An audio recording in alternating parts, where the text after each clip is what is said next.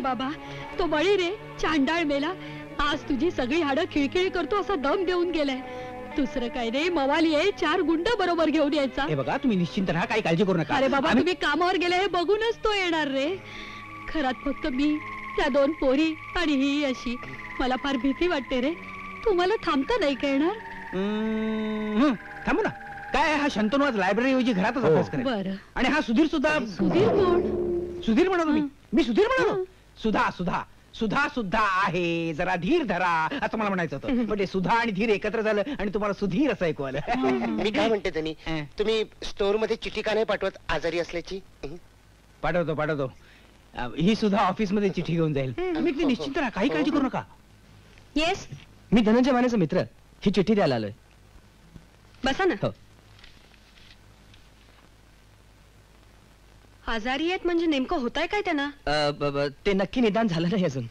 पण काहीतरी असेलच की. खोकला, ताप. ताप ताप ताप तर आहेच. फार आहे का? नाही, फार नाही, 4 डिग्री आहे. फार जास्त आहे हा ताप. पण खोकला पण आहे ना. खोकला पण आहे, थांबतच नाही.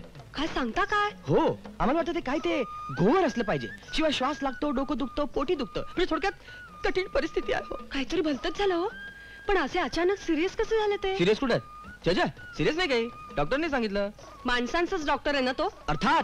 पण तुम्ही काय काळजी करू नका हो, उद्यापर्यंत आम्ही सगळं बरोबर करू. तुम्ही? म्हणजे असं डॉक्टर म्हणाले. मला फार काळजी वाटते हो. मला इथे चैनच पडणार नाही. मी येऊ का तुमच्या बरोबर? नको नको, धनंजय जवळ कोणीही जाऊ नका असं डॉक्टरनी बजावलंय. मी जातो, कारण काय तो घरात एकटाच आहे आणि घरात दुसरं कोणी नाहीये. नमस्ते.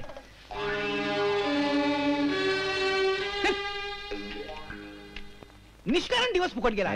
तो लीलाबाईचा पुतळा आलाच नाही. माझी पण रजा फुकट गेली. अरे मी तर वाटच बघत होतो त्या बळीची. त्याचं थोबाड फोडायचं ठरवलं होतं मी. पण हा परशा बाहेर काय करतोय? लीलाबाईने त्याला लोकरीचं विणकाम करायला बसवलंय बाहेर. बोमला परशा विणकाम. 2 सुलटी, 2 उलटी. मरू दे. धनंजयराव माने, काय करून ठेवलं माझं.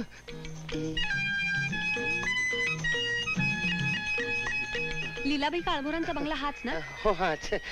आपल्याला त्याला भेटायचंय का? नाही, धनंजय माने इथेच राहतात ना? हो, इथेच राहतात. ते आजारी असल्याचं कळलं. हो. आपण? आम्ही दोघं स्टोअर्स मध्ये एकत्र काम करतो. अच्छा अच्छा. चला, मी तुम्हाला त्यांची खोली दाखवते. तुम्ही कशाला त्रास घेता? मला खोली दाखवा, मी जाईन. अशा अवघडलेल्या अवस्थेत तुम्ही कशाला? पहिलीच वेळ आहे ना, तुम्ही इथे यायची. हो, चला दाखवते. सावकाश. या ना, या या. आमच्या घरात येणाऱ्या पाहुण्यांचं स्वागत मी नाही करायचं तर कुणी करायचं? या. आमच्या घरात म्हणजे?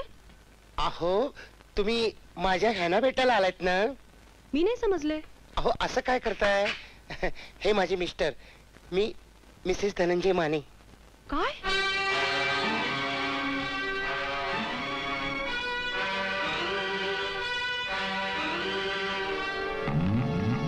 मॅडम, मॅडम माझं ऐकून तर घ्या. मॅडम, मॅडम तुमचा गैरसमज होतोय.